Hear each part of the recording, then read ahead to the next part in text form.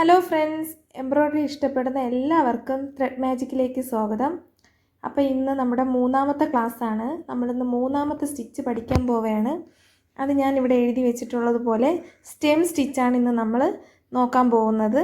ഇത് ഏത് വർക്ക് ചെയ്താലും ആ വർക്കിൽ ഉപയോഗിക്കേണ്ട ഒരു സ്റ്റിച്ചാണ് ഇന്ന് നമ്മൾ പഠിക്കേണ്ടത്. ഏറ്റവും അത്യാവശ്യം ഇമ്പോർട്ടൻ്റ് ആയിട്ടുള്ള ഒരു സ്റ്റിച്ചാണ് ഇന്ന് നമ്മൾ നോക്കുന്നത്. അപ്പോൾ വീഡിയോയിലേക്ക് പോകാം. ആദ്യം നമുക്ക് വരച്ചു കൊടുക്കാം. ഒരു ലൈൻ വരച്ചിട്ട്, നമ്മൾ ആദ്യമൊക്കെ ലൈൻ വരച്ചിട്ടാണ് ഈ ബേസിക് ആയിട്ടുള്ള സ്റ്റിച്ചുകളൊക്കെ പഠിക്കുന്നത്. എന്നിട്ട് ഡിസൈൻ വരച്ച് ചെയ്ത് പഠിക്കാം. ഇനി നമുക്ക് ഫ്രെയിം ഇട്ട് കൊടുക്കാം.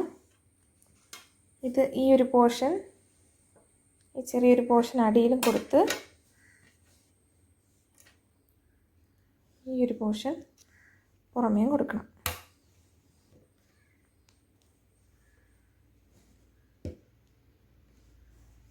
എന്നിട്ട് സൈഡ് ജസ്റ്റ് ഒന്ന്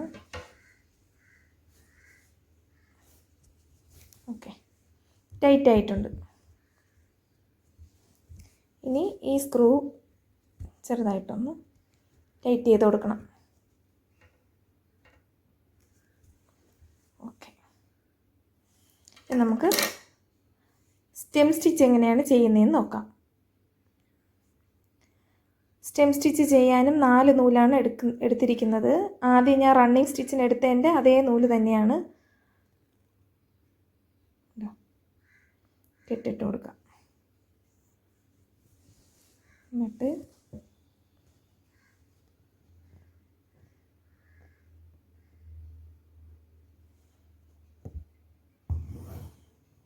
ഇങ്ങനെ അടിയിൽ കൂടെ വലിച്ചെടുത്ത ശേഷം ഫ്രണ്ടിൽ നിന്ന് കുത്തി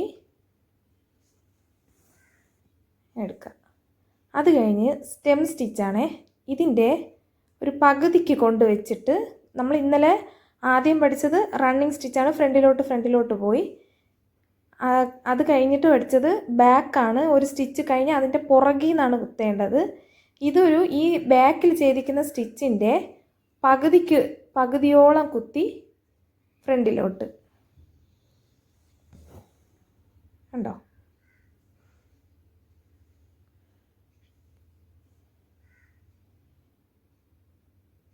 പകുതിയോളം കുത്തി ഫ്രണ്ടിലോട്ട്.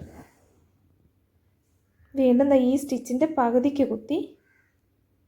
ഇത് ഏത് ഡിസൈൻ ആണെങ്കിലും നമുക്ക് സ്റ്റെമ്മ് ഇടേണ്ടി വരും. ഫ്ലവർ പാറ്റേൺ ആയാലും മിക്ക ഡിസൈനുകളിലും നമുക്ക് ഈ സ്റ്റെം സ്റ്റിച്ചിൻ്റെ ആവശ്യമുണ്ട്.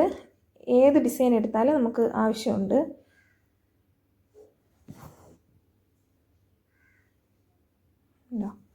അതൊരു സിമ്പിളായിട്ട് ചെയ്തു പോകാൻ പറ്റും.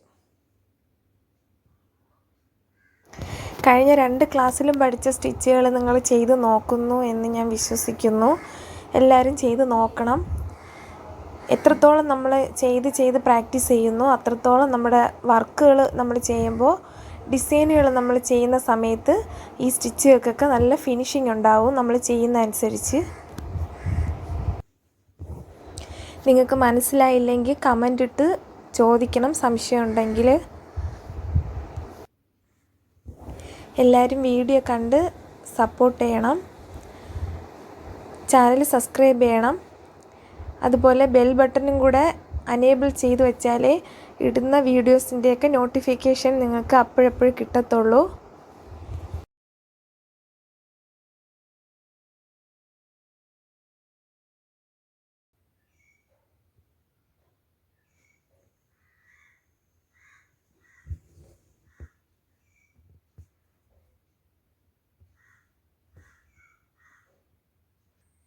ഈ നൂലിൻ്റെ സെൻറ്ററിൽ കുത്തി ഫ്രണ്ടിലോട്ട് എടുക്കണമെന്ന് പറഞ്ഞാൽ ഈ നൂലിൻ്റെ ഈ സെൻറ്റർ അല്ല കേട്ടോ, ഈ സൈഡിൽ നിന്ന് സെൻറ്ററിൽ നിന്ന് കുത്തി ഫ്രണ്ടിലോട്ട് ഉണ്ട് ഇങ്ങനെ.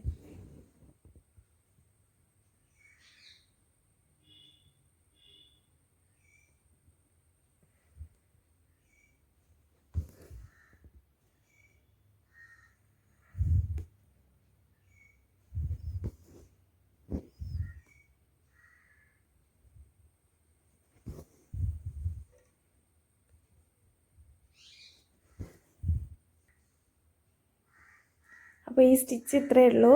വളരെ സിമ്പിളാണ്. എല്ലാവരും ട്രൈ ചെയ്ത് നോക്കണം. എല്ലാവരും വീഡിയോ കണ്ട് സപ്പോർട്ട് ചെയ്യണം.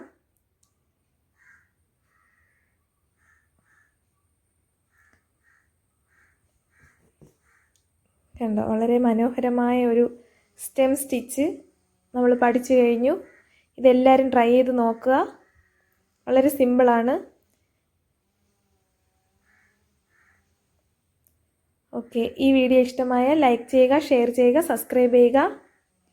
ഈ വീഡിയോകൾ കണ്ട് സപ്പോർട്ട് ചെയ്യുന്ന എല്ലാവർക്കും നന്ദി. അപ്പോൾ പുതിയൊരു വീഡിയോയുമായി വരാം. ബൈ.